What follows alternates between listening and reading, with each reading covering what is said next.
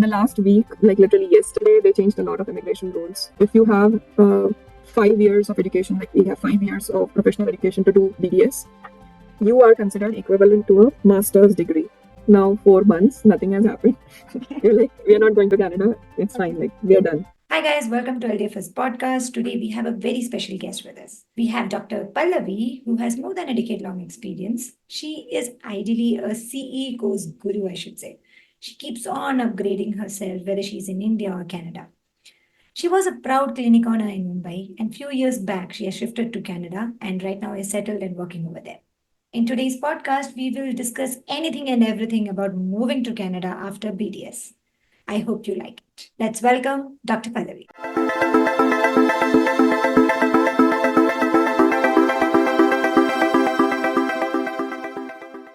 So, a very warm welcome, Dr. Pallavi.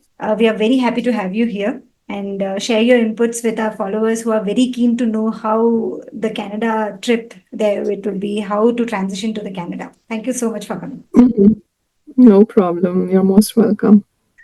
So, Dr.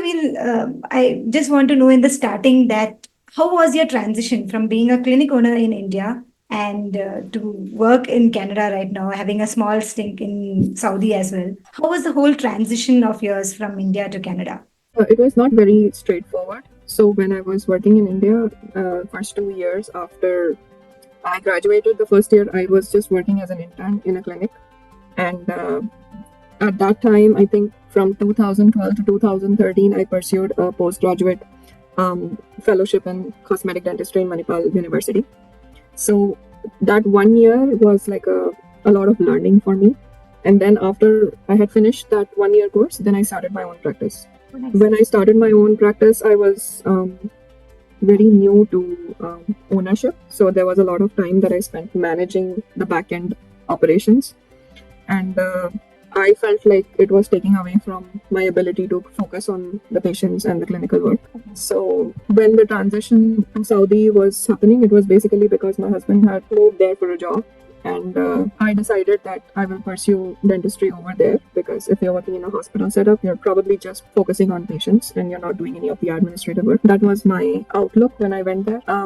After spending a couple of years in Saudi, my husband came back to India. That's when I also came back to India. And then we started thinking whether I should just open the clinic back again or is there something else? Because if I open the clinic again and then his work takes him abroad again, then it's difficult for me to shut down the clinic once again and then follow him. So at that time also he was getting an offer to go back somewhere in the Middle East, Qatar or somewhere else. And then it was Kuwait. So I was quite skeptical because after a couple of years they transfer you back somewhere else. So I decided that I'm going to sit down and think where I want to be in my career in the long term. And then when I decided that, it came down to Canada or Australia. So when I researched the process, I found out that there is a lot of supports when you come to Canada. And my sister was in United States. So the deciding factor was that, okay, in the end, we'll be closer to each other. Okay, thanks. So decided to come to Canada. But the immigration part is another story altogether because there's a couple of things that I did not know when I was applying for the express entry, which is the permanent residency. Mm-hmm. It is that if you are a professional like a doctor, if you have 5 years of education, like we have 5 years of professional education to do BDS, you are considered equivalent to a master's degree.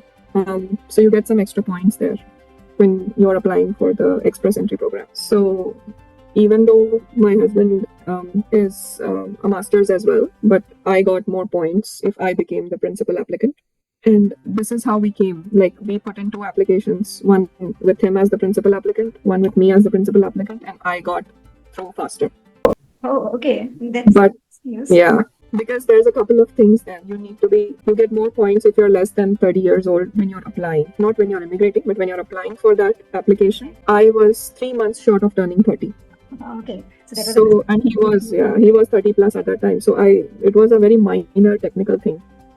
But you get 5 points more. That was the rules back then. I really don't know if they've changed because in the last week, like literally yesterday, they changed a lot of immigration rules. Oh, is it? And everywhere in the news, it's like the news bulletins are on fire because they're reducing the number of permanent residents they are going to bring in next year. So So let's because they hope don't yes, have enough housing. Yeah, because the housing crisis is going on here. We don't have enough houses for everybody to live in, so houses are very expensive. Oh, So renting is expensive. There's inflation and number of things that started to happen after COVID went away. I came here in 2019 in March, and at that time things were moving the way they were. But within 1 year after I moved here, COVID hit, and then everything shut down in March 2020. So I think my story is based on facts before COVID came.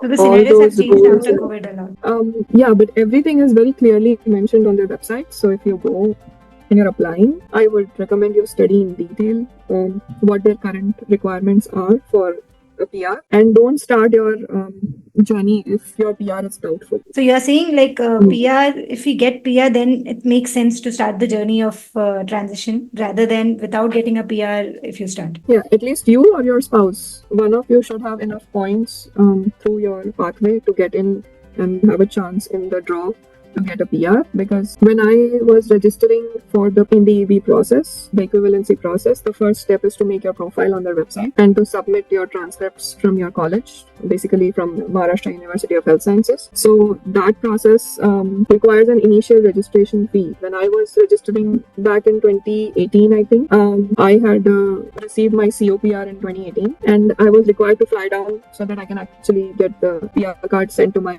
home address. So we just came for a week or two to Toronto, and we went back to India. And 6 months later, after preparing well, then I came alone to Calgary. So what we did, it's called a soft landing, because your COPR, when they give you the invitation to come, that has an expiry date. Acha, So if you COPR is the don't documentation process. No, COPR is when it's a PR, but it's a permanent residency, but it is basically your landing papers.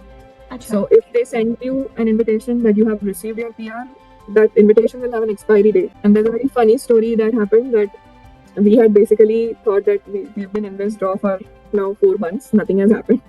We're like, we're not going to Canada, it's fine, like we're done. Okay. And we had literally like decided now we are not going to Canada, basically. Oh, okay. And I remember this because this was somewhere in the summer of 2018. And one fine day, I get a very frantic call from my husband. He's sitting in his office and he's like, I had this email sent to me 1 month back and it's gone to my spam. And we got the invitation last month. It's already been 30 days and this invitation expires in the next 20 days. Oh, shit. If you don't go to Canada in 20 days, we cannot get this PR. Oh, God, that's risky. I think it was 2019, I guess. So basically, I'm not sure what date exactly it was. And Okay. I remember us because we needed to do a certain documentation process. After you receive it, again, you need to Acha, okay. do something and then you need to book a ticket, because when you're at the immigration at the airport, you need to show all those documents that you got this invitation and you are going to Canada, blah, blah. We figured it out in a week and we booked tickets to come to Canada. Like, Oh, shit. we just came for a week or two. And we came to Toronto because we just didn't want to be removed from the process of getting the PR. So we just landed. And within 20 days, like we just flew immediately and we came in. And we went back after a week or two. And then we waited for quite a while before eventually I came back for good then. Then I did not hesitate. Once that was clear, then I did not hesitate. So- Yeah, because you should not be paying a registration fee that is in like almost, it was $900 at that time for the NDEB profile registration. Okay. So that's nothing. That's just making a profile and giving you a roll number. It's called the NDB ID. Okay. So if you're gonna spend $900 Canadian converted into Indian rupees, it's like almost 45,000 and 45 to 50,000 rupees, and you're gonna put that in. You should know that you have a PR or you have a chance like 90% that your score is great, or you're much later in the process of immigration is when I did most of my, what do you call it, the registration with the NDB. Sure. Because I have seen people who have passed 2 exams and now they're not getting a PR. Then they're stuck. Because PR, it becomes a difficult pathway for them when they come to other means, student visa, ये वो सब abuse में भी problems है. So I think you have to look at the process of coming to any country as a dentist. The first is to legally how you're going to immigrate there, and then how are you going to license there. After you've immigrated there, then you license, and then you are good to go and work there. Okay. So you, for your family, like you have applied, you were the principal visa, and then you went there and gave the exams, licensing exam, and then you landed in the job.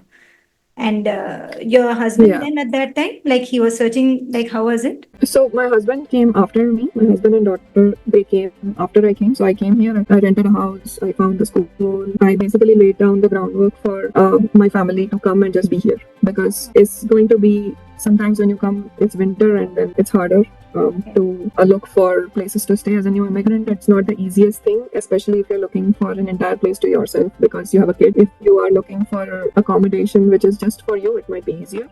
Okay. But then if you're looking for your entire family, you have to be in a place where the school is within the zone where your address is. So I came, I spent 3 weeks while I was attending coaching classes for the exam. I was looking for all these things, and then couple of months into the process, then my family came. And then when they came, then they basically settled into the routine because the school was there and everything was there. It's not so straightforward for some time periods in the year, because sometimes the school will not accept you in the middle, especially the age is a problem. And then sometimes, especially when I moved from Calgary to where I am right now, the school didn't accept her in the middle of the year. So sometimes it happens. So you have to be like a little bit more careful when you're coming with 1 or 2 kids, because everybody's situation is going to be very particular to what they are facing and in which location they are and how they meet the circumstances there. So just like keep an open mind, and when you come, I just thought that this is the one time I'm going to do this in my life right now. I'm not going to move again and again.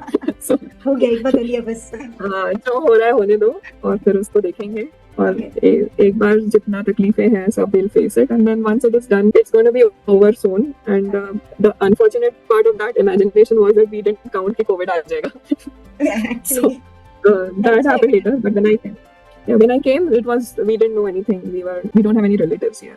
okay. We don't have any people we knew here from before. So everybody was like, we were brand new here, and slowly things fell into place. I think पहले तो immigration का, once you've reached a sufficient level where you know that things are working out, you then pay for your profile, and then once your profile has been approved, then only the portal opens up for you to book an exam. Acha, okay. So first in the registration process, there's a documentation where they approve your documents, everything. Yeah, and that takes time. That takes around 6 to 8 weeks. After they receive it in post, all the attested and notarized copies, you have to send them in post. You have to first upload them online. You have to send them in the post. Once they've received everything in the post, then only they will start the reviewing of this application. After they start the process, it takes 6 to 8 weeks minimum. Sometimes I remember 2017 or 18 it was, and I was asking somebody how much time will it take, and they said that it depends on your college, because sometimes it takes 6 months. Because they don't send the transcript until you know they are ready to do that. Sometimes it's a slow process to get it done, and then these people will not the application is not considered complete until you submit everything. Okay, so there are few documents which So which has to be submitted by the college. They don't accept transcripts usually from you, so you go to MUHS, and then MUHS, you talk to them, you send them an application, they make your transcripts, they put their seal on it, and that sealed envelope from MUHS goes directly to them.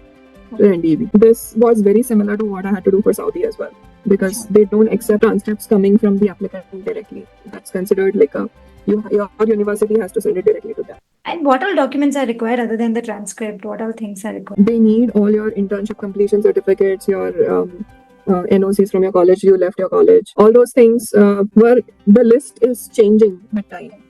In my time, I remember there were like 9 or 10 documents I had to give. Out of that, you have 5-6 with you usually, including your degree certificate and all those things. And you get your letter of good standing also goes directly from your, if we are in Maharashtra, then MSDC has to send it to them directly. So there is a very big list. Once you get your profile approved, they also ask you for additional documents if they are not satisfied with what you've provided, because it depends on your history. Of if you failed a year or something like that happened, then that also they need to know. Fortunately, in our case, we didn't have any such hiccups. Our application went through. It was easy to do it on our own, and it's very easy to navigate the whole thing. Technically speaking, it's just the exams when you start doing. When you get into the process, then it becomes stressful at that time. So the first process is you have to send the documents, and then the documents will be approved. After that, the exam procedure starts. Yeah, then you have to, once everything is accepted and you're approved, then they'll open up the portal for you. You can go into the portal. You can book the first exam, and which is AFK. And once you book that exam, then if you are not already in Canada, then you have to come wherever the exam centers are, and then you have to give the exam. So I don't advise all this until you actually reach here, because everything is expensive. The exam is expensive. Your coaching is going to have some expense, books, everything, like whatever you need for the exam. Okay. And it is very good now. After COVID came, all this became online. So all the coaching and everything became online after COVID came, because nobody was meeting in person to give any coaching. Okay. But when I came, I only had like whatever I could do in person, whatever was available here. So you had taken the coaching in Canada? Yes, in Prep Doctors. So I was in Calgary. They had a campus in University of Calgary at that time. Okay. We used to attend over there. Yeah, and there's two of them here. One is called Confidentist, one is Prep Doctors. Okay. Both are very good for AFK, CJ, which is the next exam. And NDCC is the third practical exam now. In my time, it was called ACS. I was probably the second last batch that gave ACS. Okay. During COVID, I gave that exam. And after me, there was one more batch that gave it 6 months later, and COVID was still going on.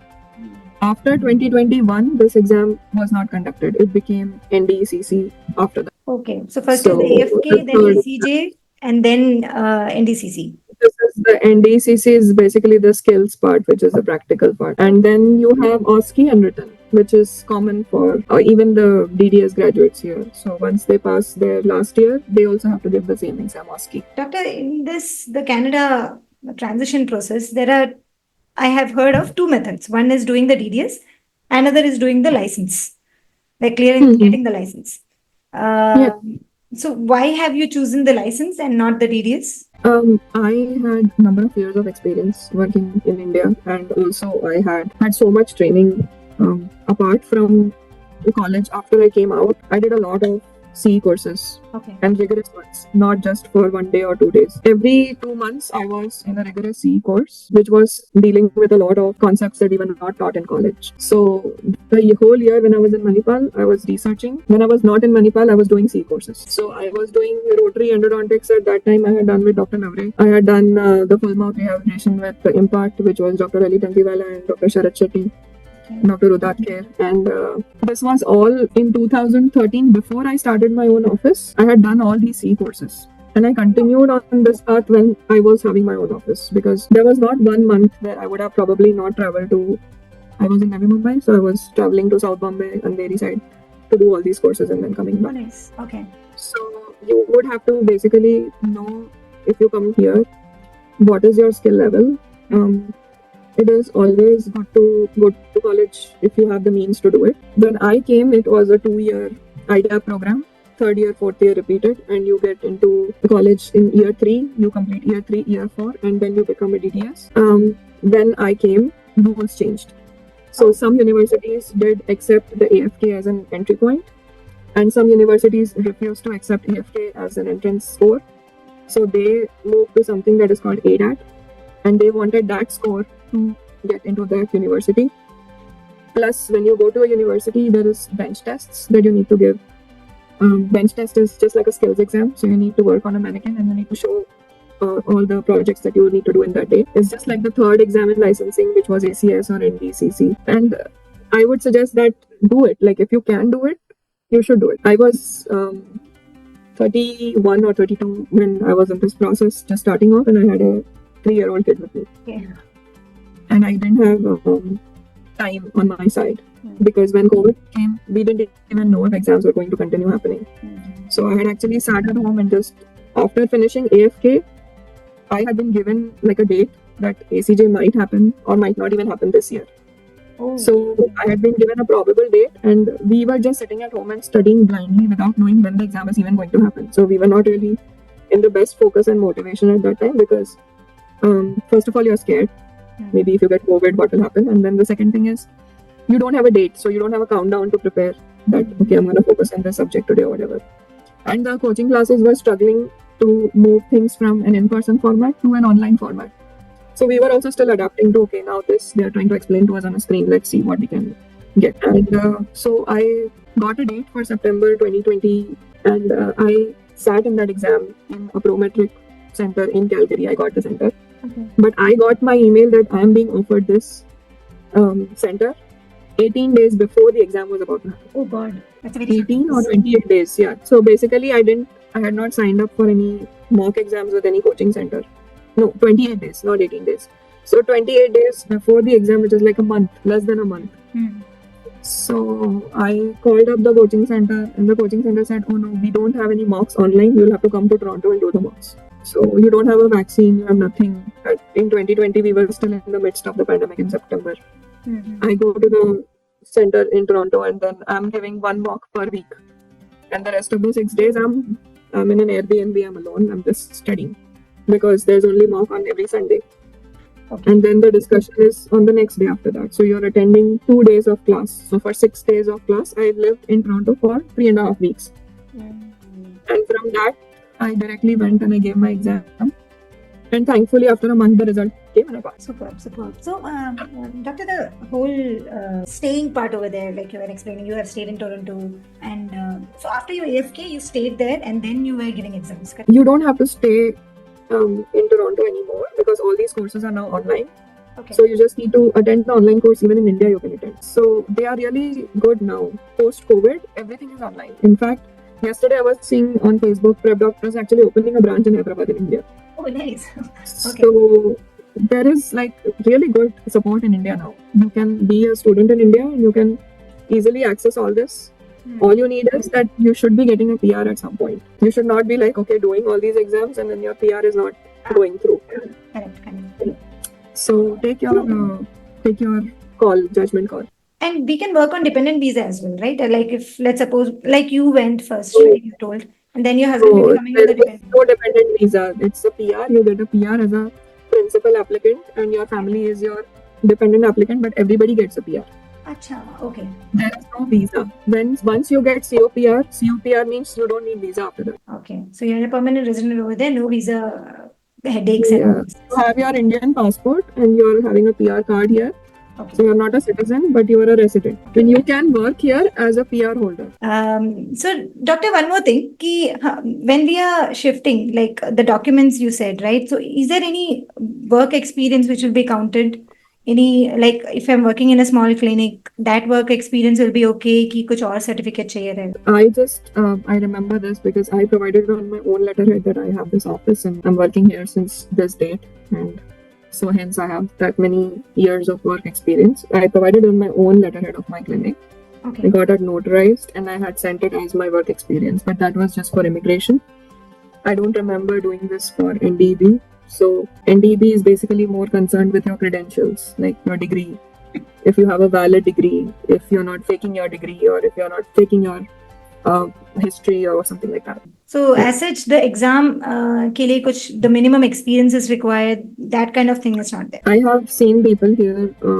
I know like 4 or 5 people. They've just literally finished their internship. They've gotten their exit from the college, and they've come to Canada. So unke exams वगैरह they took years to pass. Lekin they don't have any. They've never worked on patients after they left college because they came here. So once they pass the exams, then they take some time to get into the groove of doing dentistry again on patients. But it's not required to do any. There's no experience requirement. There's just a degree requirement before you get approved to give these exams.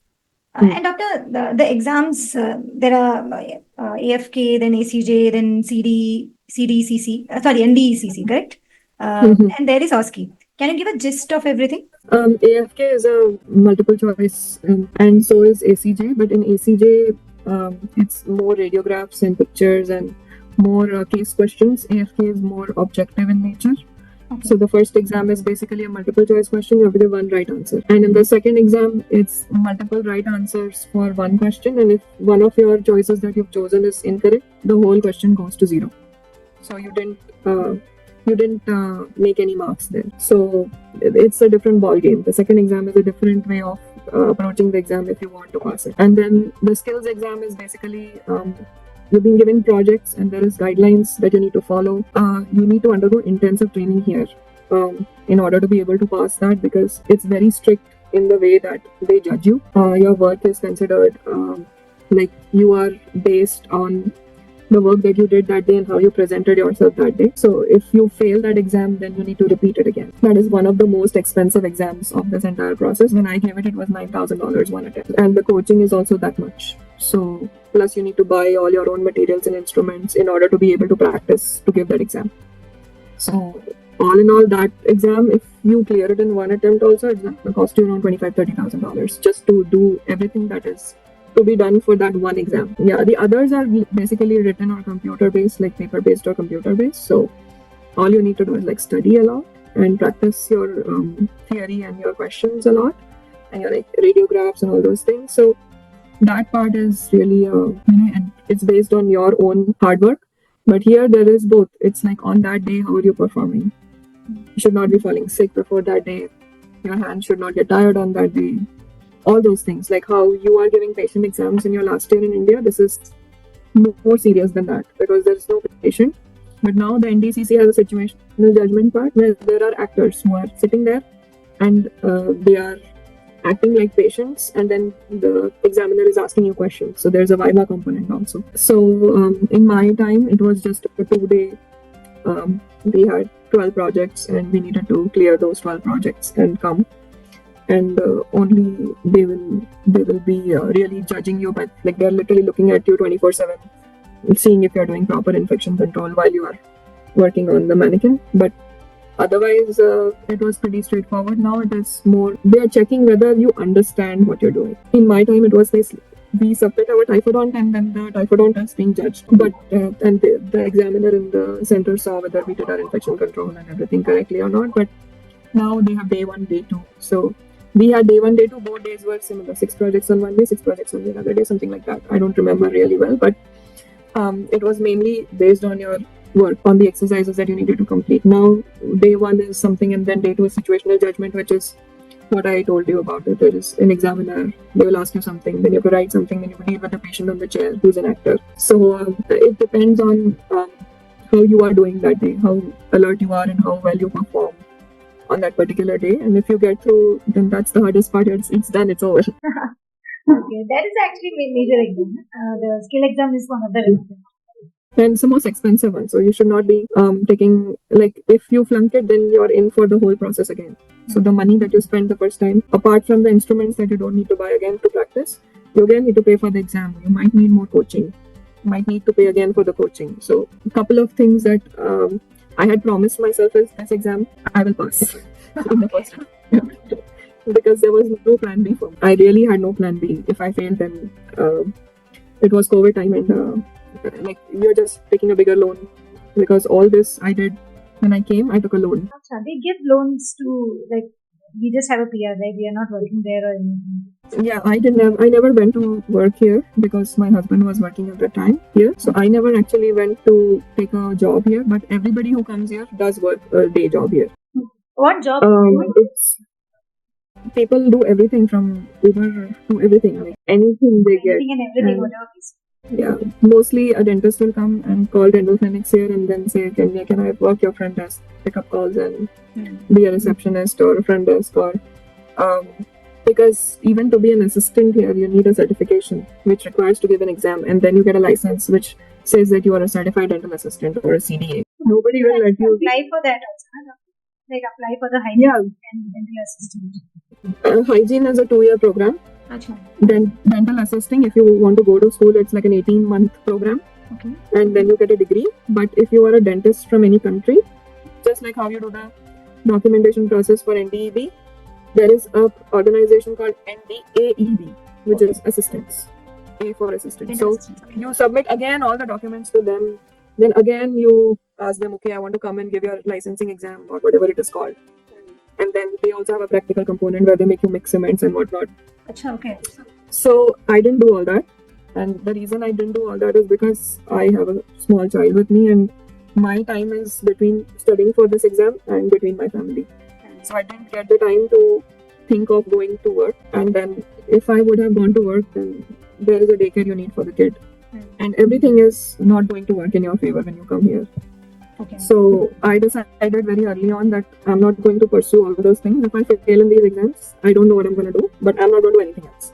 because people make a backup plan, right? People say, okay, then I will go to college and do DDS if I fail this, or my first chance is that my first priority is that I get a good score in AFK, so I do DDS. If I don't get into college, then I will give ACJ. I didn't have that kind of mindset. I was like, let's pass, and when if we don't pass, then we think what to do. So that was very, I would say yeah, it was very, I was not a very broad-minded person. So if you are smart, you will think about all these scenarios and you'll prepare yourself and your family for it. But I was not thinking about all those things. I was like, I came here in a month where 1 month of coaching had already been finished in the prep doctor's course. Okay. So I had missed all the pharmacology classes. And when I joined the course, because I didn't think that, oh, if I go this time, I'm going to join the class, I'm going to get the exam in August. When I came here, I got all the books. I was already 1 month late into the course, and I was still searching for the house and the school and all those things. So I just requested prep doctors, if I join now, I'm going to pay you the whole course fee, even though I'm coming 1 month late. Will you please help me with the lectures I've missed? Can you just give me a replay? I'll sit somewhere in your institute or wherever, and I'll watch the replays of your lectures. And they were so nice. Our class used to end at 6 o'clock in the evening, and the entire university used to close. Like, there was nobody, not a soul there. They used to make their staff sit there and replay that lecture from 6 to 9:30 sometimes for me. And because pharmacology is considered difficult, many people used to sit because it's replaying on the big screen in the class. Many people used to sit for revision. So because of their accommodation, I think I passed this exam. And they played that replay for me, and for many people benefited from that. Okay. And I think if that replay would not have been there, I would have probably done whatever pharmac I would have done on my own. So I think you meet good people, things line up for you. If it is meant to be, you will pass this exam. And definitely, If it is not meant to be, then stupid things happen. Yeah, if it is not meant to be, I've heard so many things. Like, yeah, but the best yeah, hard people, work and yeah. the dedication and the determination that okay, I The want to crack this smartest people also, sometimes something happens, and then 2 days before the exam, they are like, no, I'm backing out. So yeah, but this is something that I've experienced here. AFK is like that. You need a lot of study time. So if I go to work, I cannot revise and I have very less time. If you don't revise, then and if you don't do well in the mocks, then you know that when the mocks come, you know how you're doing. So then that's how you come to know, okay, I'm ready or not for the exam. And they tell you, like, they give you a detailed report that this is how you've been doing, mock 1, mock 2, mock 3. And they tell you, are you good to go or you're not good to go for the exam. So then once that happens and people say, okay, if I'm not good to go this time, then I'll back out, because you have limited attempts for each exam. How many attempts They don't allow you to have more than 3 attempts in any exam. So if we fail 3 times, then it's gone. You can't apply for the same process again.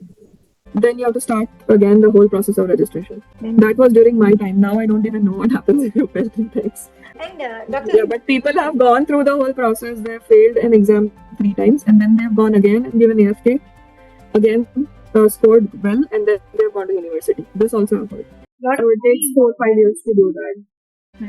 Yeah, once you come here, then you have to start, like, it's like a taximeter. You're paying rent, you're paying utilities, you're paying fees for whatever you're doing. Every moment you're living here, you're spending money. So Doctor, for the coaching, which all exam you took the coaching, and how much was the coaching cost for you? All exams I took coaching. I never went to any exam without coaching, even though I must have taken like a shorter course or an online course when it was COVID time or whatever. I paid for coaching extensively, and whatever they asked, I paid, because I was so I got my ACJ invitation few weeks before the exam. So when I called the institute, they didn't even have space for me to come for mock to Toronto. So I begged them for a space. Let me give the mock, because I have a seat for the exam now. I have to go to this exam. I am going. So then they said, okay, yeah, we'll make some space for you. Next day they called me. Then I say, okay, what is your fee? Whatever is the fee I pay. I don't even talk about it later on, because those were the times when we just wanted the resources to pass the exam. Now you can sit at home, you can take the courses online. If you feel like your mock is good or not, then you will, okay, you need more doubt sessions, or you need more mocks, you need one more course. if you're repeating the course with the same institute, you can request them, okay, I'm your student. But at our time, we were just happy that these people were still functioning, because many of them had just not been able to function. Their staff was not able to come to the office. They were not able to start their computer and do anything. So we were just really happy that somebody is there, somebody is here to talk to, and they are able to give me a mock exam that I can practice on, like radiographs and stuff like that. So I did my ACJ with Confidentist, and I was really happy with them. Like Okay. they are So two different amazing. coaching I went back centers to which them.